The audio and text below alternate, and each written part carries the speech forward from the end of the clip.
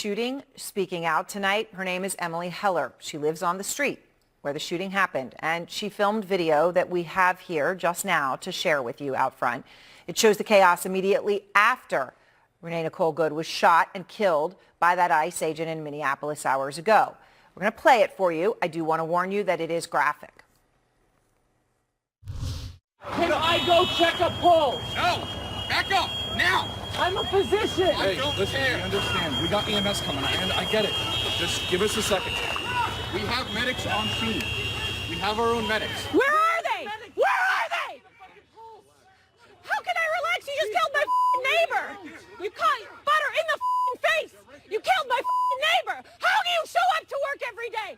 How the do you do this every day? You're killing my neighbors. You're stealing my neighbors. What the man? Emily Heller is out front now, who you heard there and filmed that in that horrifically traumatic moment. So Emily, I know you live there. This is your street. This is your home. And you're inside your house. You hear all of this commotion. Everything is starting to happen.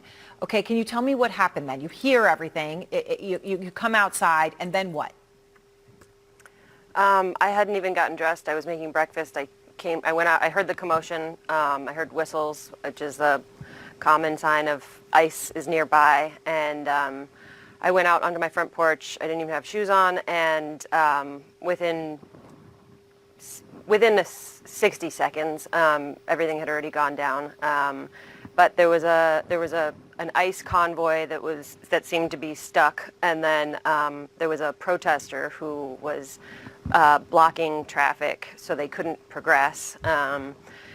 And she was totally peaceful, and ICE, it seemed completely unorganized. They didn't really know what they were doing. They were screaming at her to move, move, move, and then they approached her vehicle aggressively and tried to open her door, and then that's when she got spooked, and she reversed her vehicle to turn her wheels to try to escape, and that's when an ICE agent stepped in front of her vehicle and said, "Stop," and then, I mean, she was already moving, and then point blank shot her through her windshield in the face.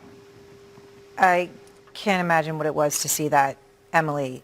The way that you are laying this out, though, I just want to repeat and make sure that I'm clear, and please correct me if I say anything wrong. You're saying that what you saw was disorganized ICE, but then when they tried to get her to stop, she got spooked. She reversed her car to turn her wheels to get away, and that was when the officer stepped in front.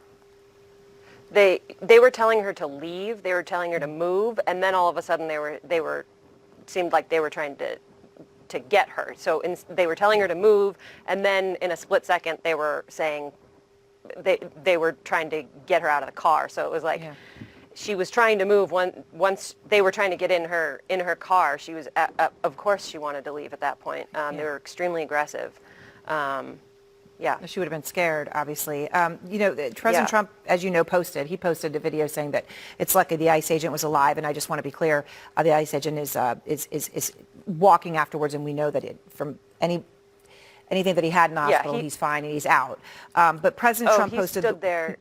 Yeah, go ahead. Tell me what you're going to say about what he did afterwards. Oh, he just stood there. The other ICE agents surrounded him. He was obviously spooked too. I mean, they seem like children. They seem like untrained people, and so that agent was obviously spooked because he had just killed someone, and it was very obvious to everyone who had witnessed it all that she would not make it.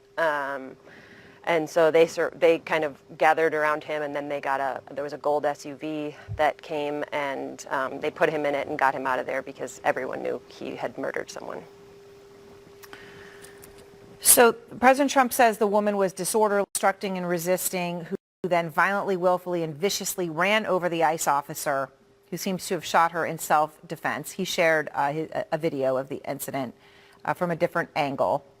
What's your response to that version of events? I mean, that's the only reason why I'm here. I don't think I'm the most articulate person. I don't think that I don't want to be here, but I knew that this would be twisted and it would be self-defense, and that's absolutely not what happened. But it's just my life is forever changed from having witnessed this, and I just can't let this narrative that it was self-defense go any further, because it's absolutely not what it was. And yeah, my neighborhood, my neighbors, we're all going to be pretty traumatized from this for a long time.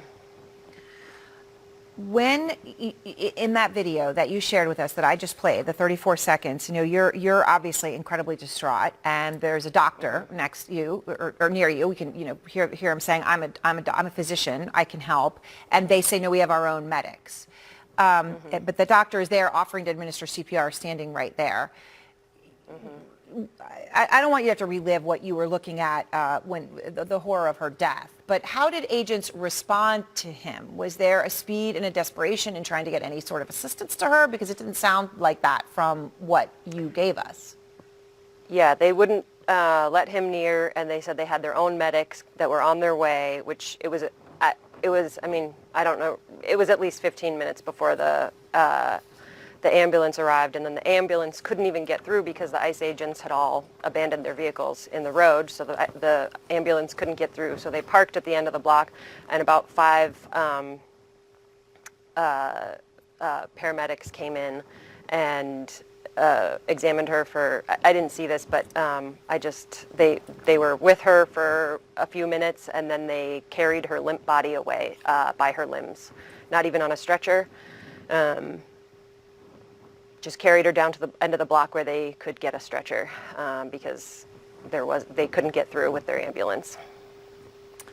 Emily, I appreciate your talking about this. I know it has to be incredibly difficult, and I think everyone understands why you're choosing to do it, to make sure people understand exactly what it is that you saw and documented, and I appreciate your being willing to do it. Yeah, thanks.